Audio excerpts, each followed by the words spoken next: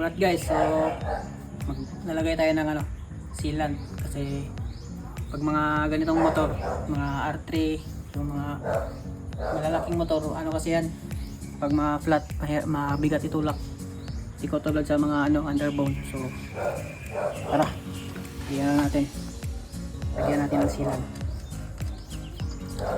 So ito lang yung kailangan, pang inflate ng gulong, tapos itong pang tanggal ng valve sa gulong.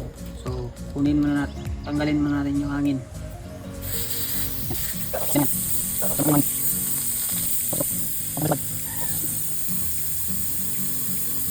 DIY lang na valve.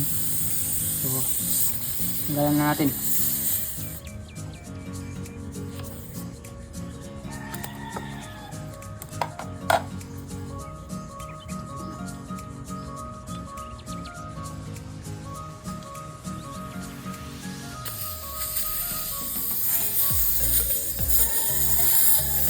Yan lang.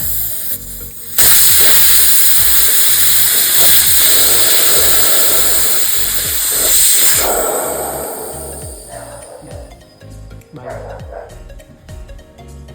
Tapos ito, Tire Ziller yung brand yan. Shake muna, tapos bali itong dalawa ihati natin dun sa harap. So ganyan, ito lang pagtanggal. Watch me 9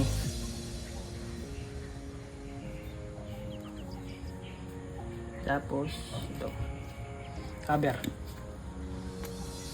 Pwede na. Lagyan na natin. Focus on. Yan o.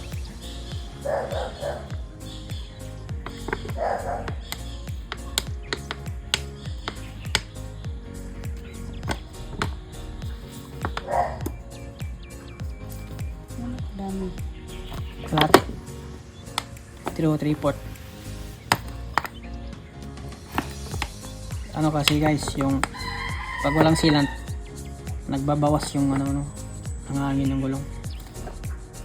Kaya pag may sealant, maintain yung hangin.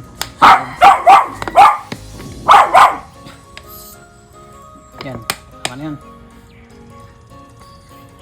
Tapos ibalik natin yung lock. Ito.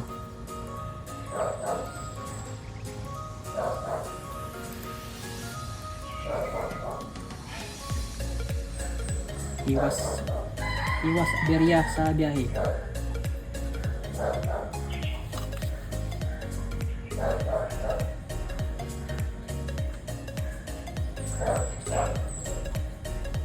Yan. So, hangin.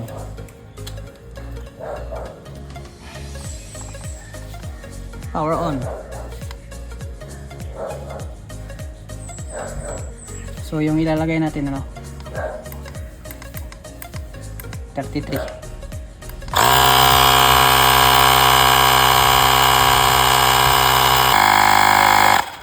Alright.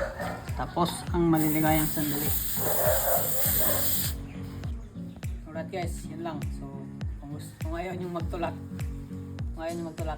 alam na, bili kayo ng sealant.